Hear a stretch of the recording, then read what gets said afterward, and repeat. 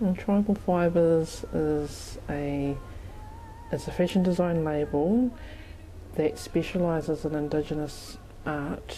My foundation it's based on my whakapapa, and so I draw from my Maori whakapapa and my Lakota Sioux whakapapa, and that's really what everything's binded on.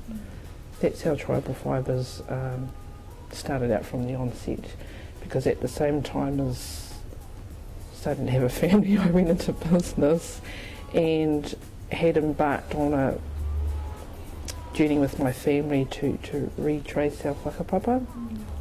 I've been mostly inspired by birthing. Birthing has been a really big kaupapa that comes out of my work. It might not be so obvious, but all the whakapapa that I write, like I do design and garment profiles for each collection, so the foundation is written. It's always mostly about birth, growth, life, the birthing process. It's a very big part of my work. I've had 6 children, and my Portuguese baby, she was the baby that I was having during my pregnancy.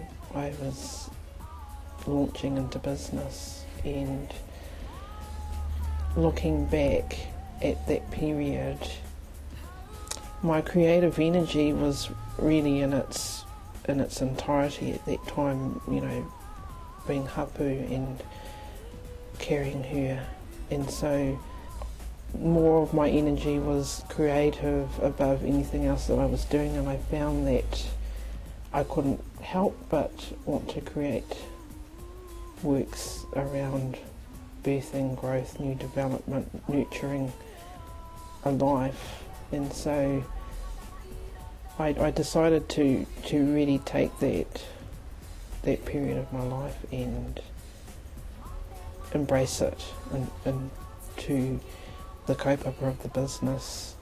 And firstly because some of my biggest lessons and learning curves happened during that period. I think it's just people have an expectation of, when you say that you're a designer of corporate designer wear and you walk into a room and you're 40 weeks pregnant, and it really did challenge a lot of people that had different ideas about what a Maori business is meant to look like, how it's meant to sound, how it's meant to be dressed. Because at that time I had, because of my own situation being hapu, I designed my signature garment, which really began as a maternity piece. What it was a long rapaki, which I had to chop down the middle. I split it, and it was because it allowed for my 40-week puku to be dressed in a piece like this, so it just dropped perfectly, and it did accentuate my puku, but it wasn't really about the look at that time, it was really about the function. With the naming of the Tribal Fibres label, I had a lot of voluntary and involuntary advice about what the names should be and how it should be and what have you. And one criticism I did receive was, why would you give your business a Māori name? Why would you do that? You're disadvantaging yourself. Because not everyone has te reo, nor would they understand what te hero is. And I'm a sensitive artist, and so when somebody says that, I'm thinking, what do you mean? You know, this is everything to me.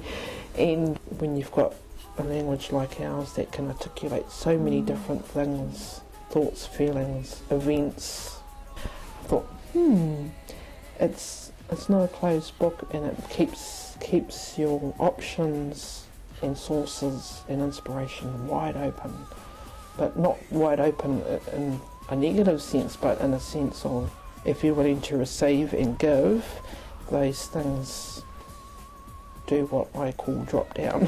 They download, and I love it, and that's the stuff that keeps the passion ignited.